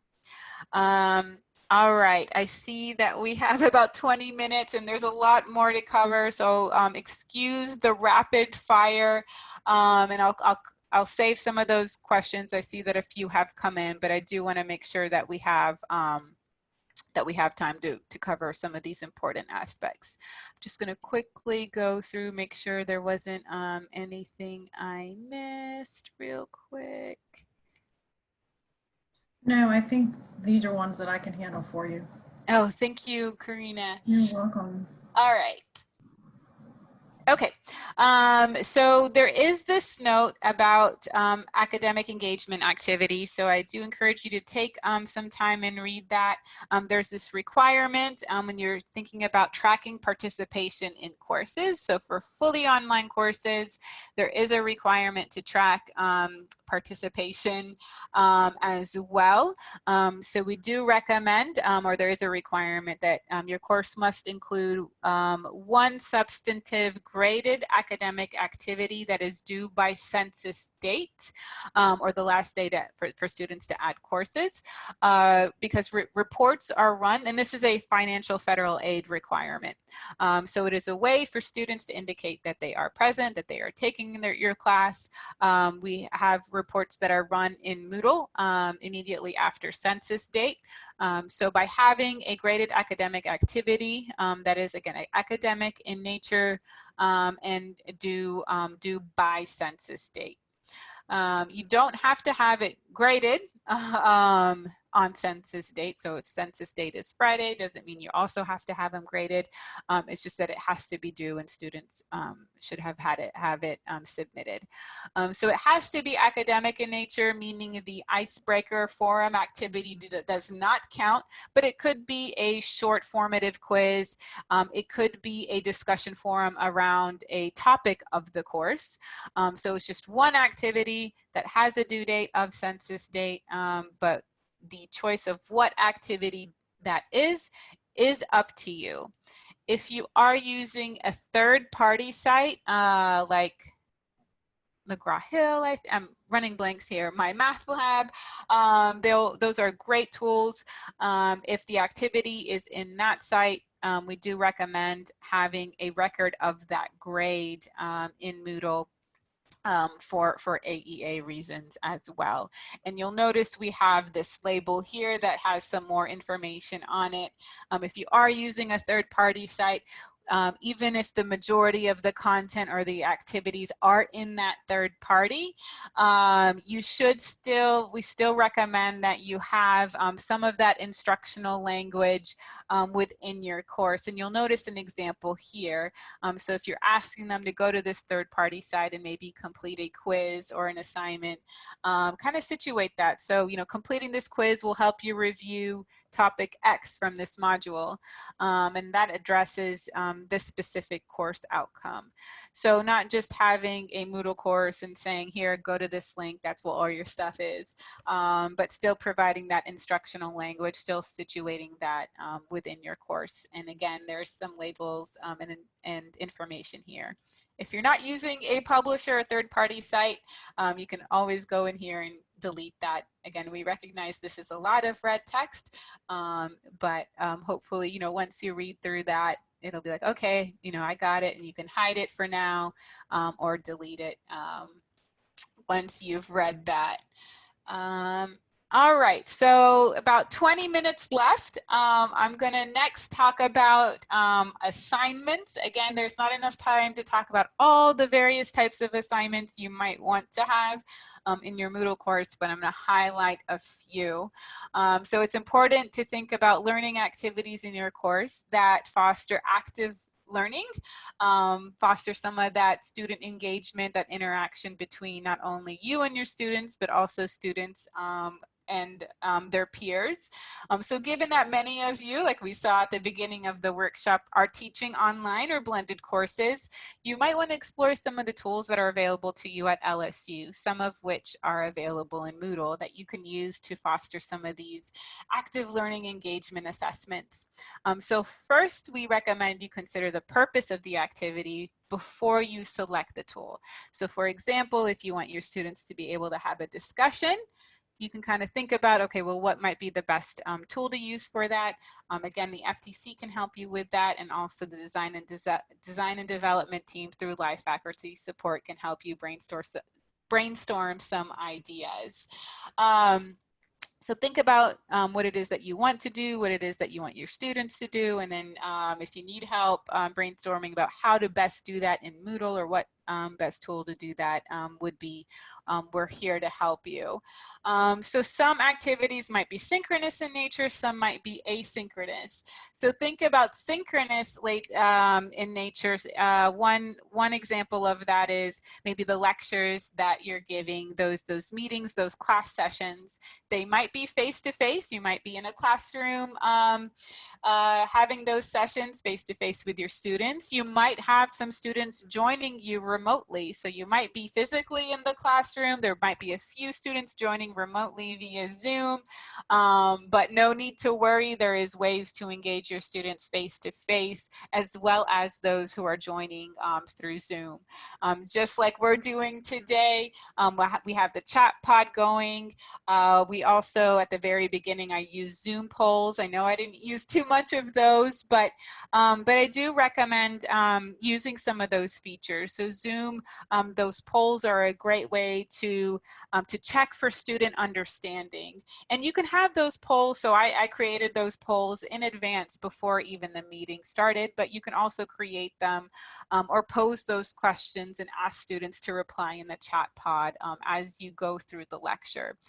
So it's a great way to check for understanding. And if you're noticing that maybe the students are the majority of the students are maybe getting a question that you asked, they're getting it wrong, then that is might be a quick indicator for you to spend a little bit more time on that, or maybe send a supplemental resource after class. Some faculty use Turning Point in their classroom. So in the physical classroom, you may have seen this. Some of you may have used Turning Point or Clicker. So it's those handheld devices where you might pose a question using the Turning Point software, and then the students kind of key in their answers using either the devices or their smartphones. So that's another great way to engage students in lectures. In those sessions, active note-taking is something you might want to encourage your students to do. You can provide note-taking guides. So something like this one, a guided note, and this can be customized for your specific course. So maybe for your class, it's like, all right, what were the key points? What were your key takeaways? And you can kind of provide a space for students to write those down as they're listening. What are some questions you might have? So they have a place to think as they're listening and processing that information. So a way to kind of guide their note taking without thinking they have to write every single little word that you say down. In addition to some of these guided notes are also pictorial notes or sketch notes. You may have seen example of these online.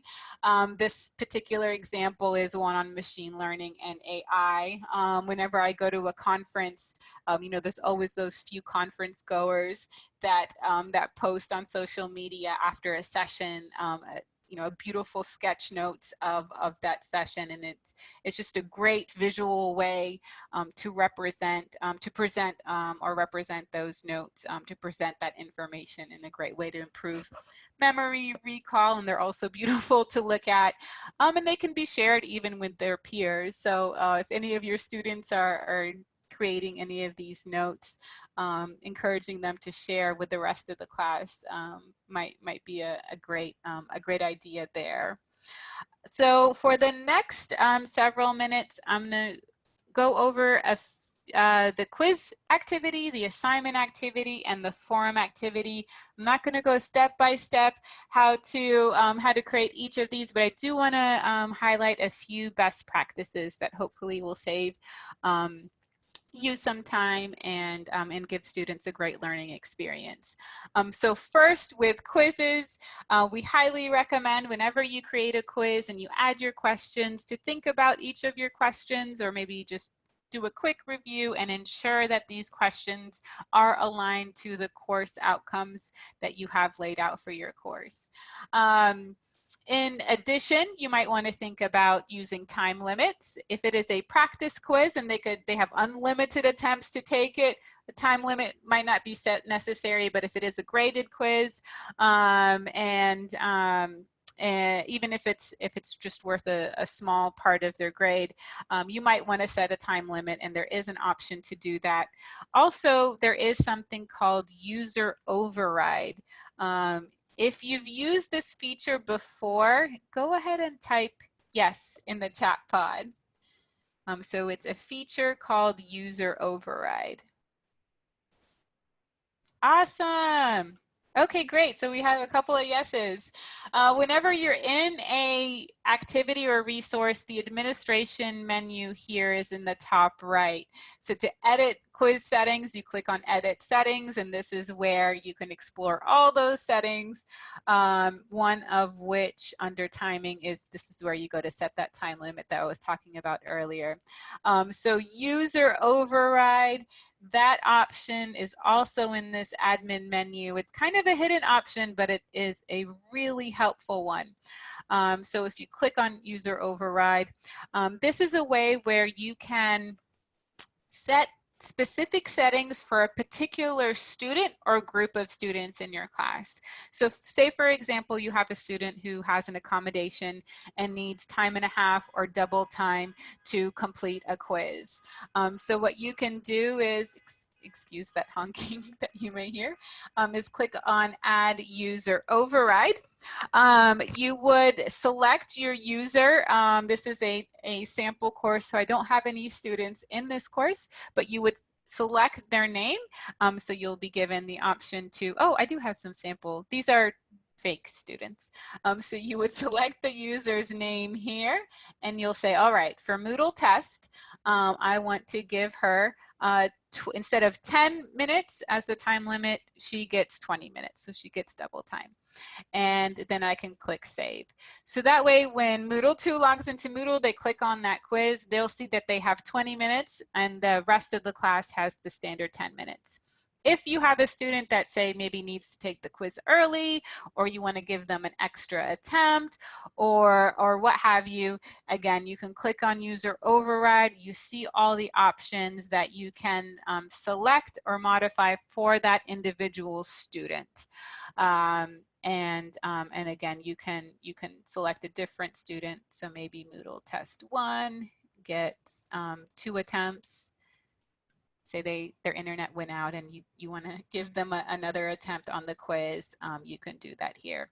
So this is a super helpful tool, a feature of the quiz activities. So those that's the quiz activity. Excuse my super fast scrolling here. One thing I did want to mention is we have these placeholder activities in the template, but of course, if you're not using it or if you want to move it into a different module, maybe you don't have a quiz in module 1, but you do in module 2, you can move it, and you might, I do also encourage you to look at some of this instructional language, some of these guidelines and best practices or tips that we have here at the top. So we do recommend including some of this instructional language for your students so that they know upfront what the expectations are. And then there, again, there's also some information here for you as the instructor. All right, so the next thing I'll talk about quickly is the Moodle assignment activity. If you've used the Moodle assignment activity, type yes in the chat pod. I'm just curious how many of you have used this, this resource. All right, it looks like I'm seeing a few yeses come in. It's a great way to have students. Oh, wow, it's blowing up. Yes, if you have your students submit anything to you, use the Moodle assignment feature. Do not ask them to submit it to you in email because that is a management nightmare. It's a great way to save you some time, have all that information organized in an easy way. Again, if you look at this Moodle assignment activity, there are some considerations that you want to keep in mind. So if there's maybe a paper that they submit to you at the end of the class, they can upload it to the assignment. It's kind of like a Dropbox feature.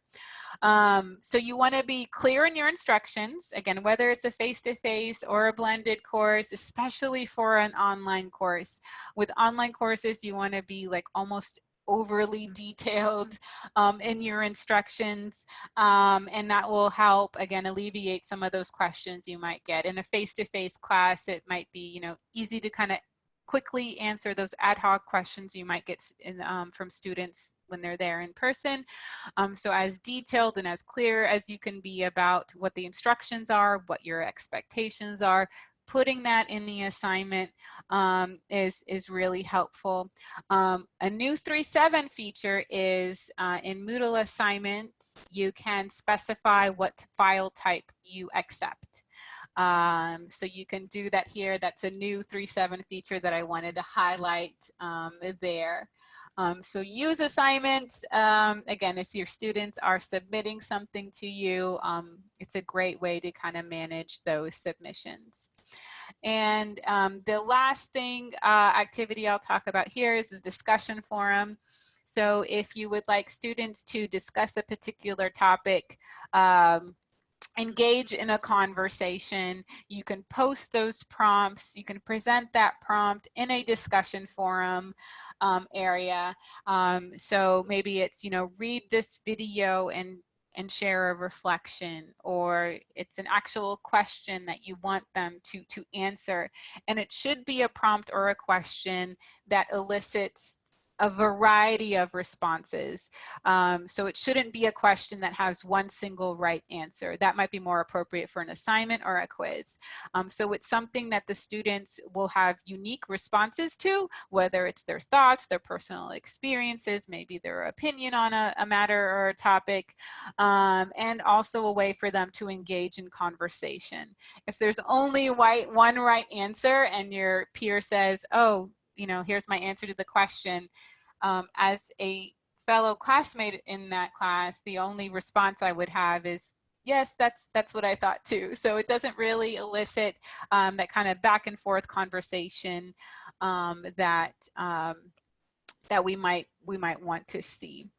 So with discussion forums, we also recommend having a rubric so that your students know upfront what your expectations are and what constitutes a quality post and a quality reply to a classmate's. There is a bunch of great discussion forum rubrics available, sample rubrics available online, and they could be really simple. It could be just 3 criteria and maybe one or two, 2 or 3 levels.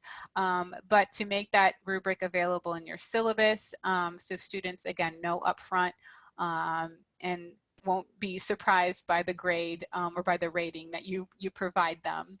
And there's various types of discussion forums. So you can use the Q&A forum type, which allows you to, which requires students to first make their initial post before they can see their classmates' posts. So if you've used forums before in the past, let us know in the chat pod. Again, they're a great tool. They're a great way to facilitate those discussions with your students, to facilitate that student-to-student interactions, and with 3.7, I'm going to highlight a new feature. With discussion forums, you can now set due dates. We're really excited about that. So if you've used forums in the past, you now have the option to set due dates for discussion forums. And also, I was told that you can have a private reply to discussion forums. So whenever a student posts, in the past, if you replied to that post, you as the instructor replied to that post, everybody in the course can see it. But now with Moodle 3.7, there is a way to privately reply to where just that student sees it. With forums and activities, and every forum and activity type, and there's a lot of them, not to say you'll need to use them all, but if you click on Create Learning Activity, you'll see a list of all of those activities and resources, and if you click on Help Guide, it gives you a description of each. But with each, you can set activity completion and restrict access setting, meaning you can set your your assignment to say, so for example, if you have a quiz in Module 1 and you say, all right, I don't want students to have access to this quiz until they've posted to the discussion forum, or I don't want students to be able to take quiz 2 until they've taken quiz 1 and earned a specific grade on it. And you can use activity completion and restrict access settings in Moodle to help facilitate that. So that is also another helpful feature that is available in Moodle.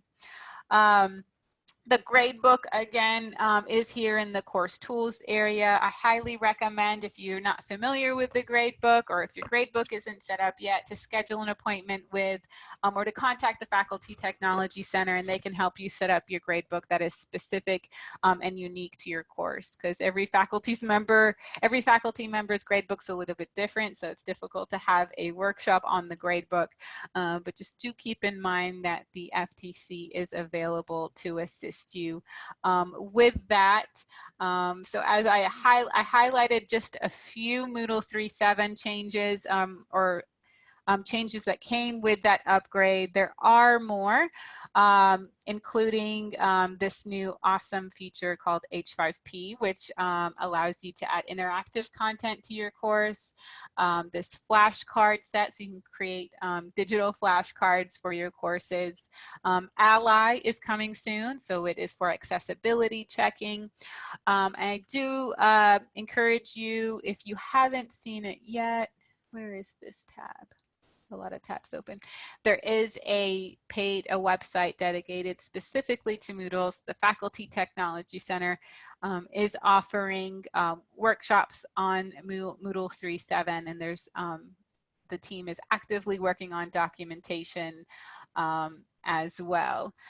So we have just a few minutes left. There might be some questions, and I'm going to get to that. But before I do, I want to talk about next steps really quickly. I hope workshop 4 was helpful. Again, I'm happy to stick around a little while longer to answer some of those questions came in.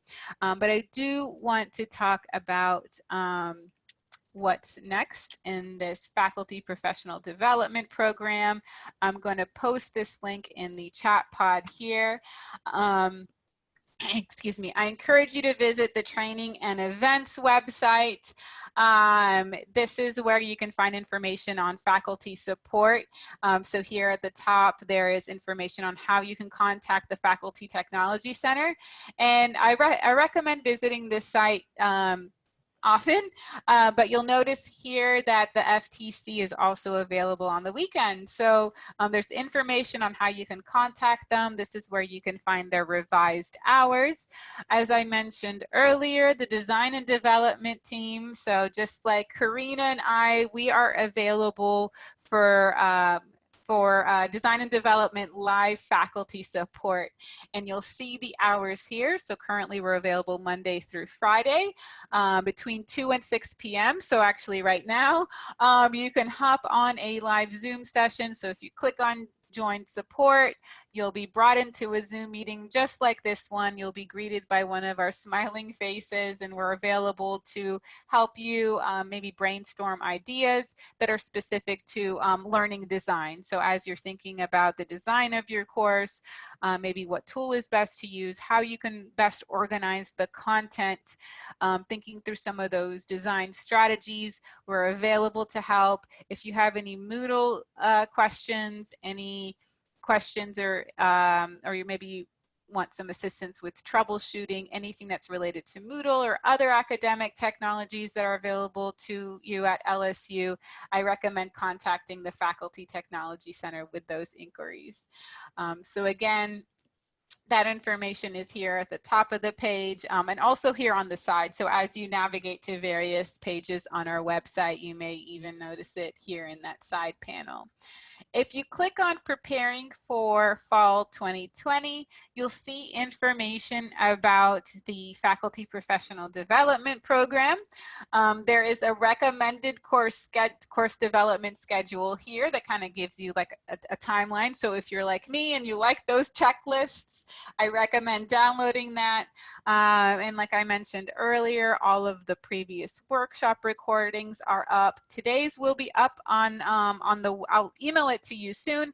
But once captions are created, it will eventually be up on our website. I know a few of you asked how you get the Moodle template. So if you haven't yet requested it, this is where you can do that. So there is a link here. You fill out a form. Notice that it can take approximately 2 to 3 business days to fulfill the request, and that depends on the volume of requests that we're getting. As soon as your course is ready, you will get an email notification from a member of our team. So if you recently requested it, I'm sure it is being worked on, and we'll get those to you as quickly as possible. So we are actively monitoring those requests that are coming in, and we get to them as soon as we can. I do want to encourage you to, if you haven't already, to enroll yourself in the Learning Design and Teaching course. We can only cover so much in these workshops, but this is a wonderful course that we continuously update. So if you just click on it, it'll let you self-enroll. And it has supplemental information to these workshops that we're giving. So for example, there's a workshop on building your course. Some of what I mentioned is included in this module. In the Getting Started module, you'll see some general information here, and you'll also see the faculty toolkit, which might be helpful to you. And also somewhere in here, it's been a minute. Bear with me. Okay, I am in the right place. So in that Getting Started module, in the very first chapter of the Moodle book, there's a chapter about online course design, and you'll notice here it says visit Dr. Schneider's ISDS 7302 course. So if you click on that link, it will let you self-enroll in his course and kind of dig around. Don't worry, you won't break anything. You're in there in the student role, but you can kind of explore and see how he has his course set up. If you haven't yet registered for workshop 5, the last of this series, I highly recommend registering. There's an offering on August 3rd and on August 6th. If you cannot attend the live session, don't worry. We will be making those recordings available. So that is what I had to cover today. I apologize for taking us over time. I'm happy to stick around a little bit longer to answer any questions. Please, please, please reach out to us. I know this can be overwhelming. This is a lot of information. This might be sort of a new for a lot of you, as it is for a lot of us. But just do know that we are here. We may not have all the answers right away, but we will do our best to get you those answers and to support you as best we can. Don't hesitate to reach out. Let us know how we can help. I will send a follow-up email with a recording today's link, and also a link to a survey. So we welcome all your feedback. Please provide that, because we always look for ways that we can improve and better support you. I wish you all the best. Best luck. We're here. Reach out to us. Stay healthy, and I hope you have a smooth start to the fall semester. So Karina, let me know, did any great questions come in that haven't yet been answered? It seems that a lot of people were missing the quiz in module 1. So I'm going to get with, the people who are setting up those templates. But that I asked, they were able to go in and manually add it. So they knew how to do that. Okay. But I just wanted to bring that up. Like the quiz activity itself was missing? That's what they're telling me. Is that what did I understand that right? Yeah. Okay. Huh. That's an interesting, that's okay.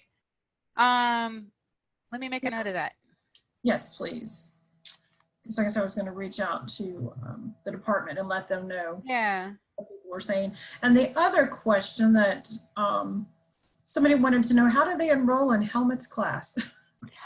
You just click on that link. So I'll actually just post it here. Okay. Anybody watching the recording, whenever you click on sorry, I'm going to go back here to the website. So remember how I said, so under step 4, there's this note, enroll yourself in the resources course. So if you enroll yourself in that course, I'm going to put a link in here. Let me link it to here. So I just added a link to the resource course. In the Getting Started module, there is this chapter on online course design. So Dr. Schneider's course was a fully online course. So if you click on that module, you'll notice here some information in it, and it says visit Dr. Schneider's course. So all you do is you click on it. Once you click on that link, I'm already enrolled in his course, but you'll see a note that says, do you want to enroll? And you just click yes, and it brings you in there. Okay. The other one, do you have time really quick to show how to add that quiz manually? Yeah, so whenever you're in any module in your course, you'll click on Create Learning Activity, and this goes for anything you want to add in your course, except for files, because you can drag and drop those. So you click on Create Learning Activity, and the quiz is an activity. And